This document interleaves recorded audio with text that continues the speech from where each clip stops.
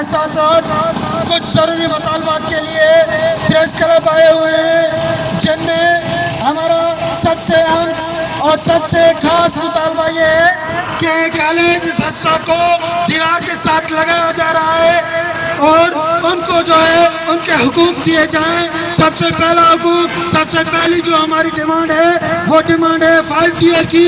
हमें असातिज़ा को, कॉलेज असातिज़ा को 5 ईयर दिया जाए, जैसे यूनिवर्सिटी वालों को 21वां ग्रेड मिलता है।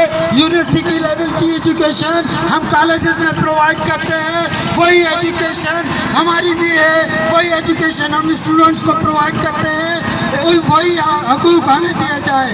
हमारे साथ साथ हाईली क्वालिफाइड है, एमफिल पीएचडी की हुई है, उनको MPhil PhD allowance Sindh university की तरह, यूनिवर्सिटीज़ की तरह दिया जाए, क्योंकि कॉलेजेस के साथ साथ भी वही डिग्री होल्डर हैं, वही हकूक रखते हैं। थोड़ा सा